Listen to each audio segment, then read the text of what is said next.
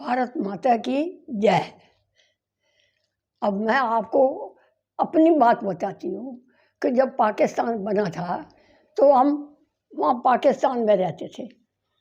तो मुसलमानों ने कहा कि हम तो जब भी हमला होएगा तो हम पहले डॉक्टर साहब के घर जाएंगे।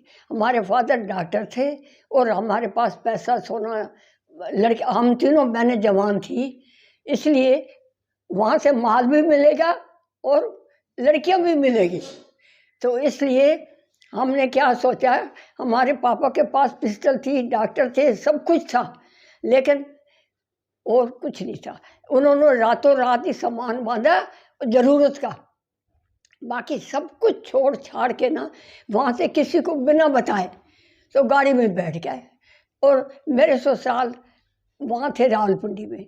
रावलपिंडी में हम रुके और उनको कहा कि तुम भी हमारे साथ चलो, ये पाकिस्तान बन जाएगा तो तुम लोगों से सब कुछ खिंच जाएगा, इसलिए आप अभी से हमारे साथ चलो।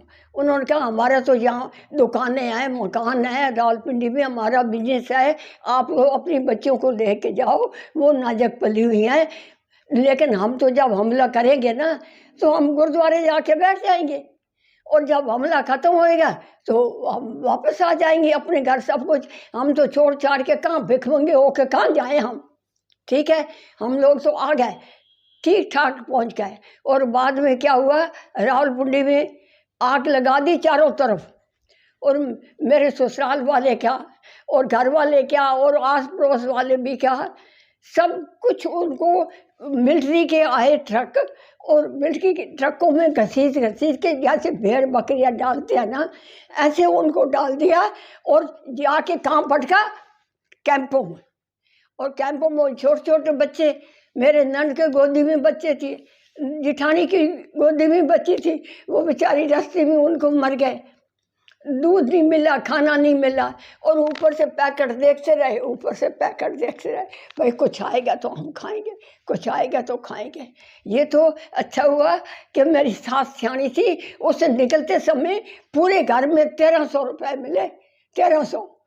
तो वो उसने ना अपने जेब में डाल दिए, भाई रास्ते में ज़रूरत पड़ेगी तो हम काम में ले लेंगे, बाकी सब कुछ छोड़ छाड़ के, बर्तन बिस्तर कपड़े सब कुछ छोड़, और 6 महीने वहाँ कैंपों में रहे, टिक्के खाते रहे, ना कभी अनाज मिल रहा है, कभी रोटियां मिल रही हैं, जैसे आप देखते हैं।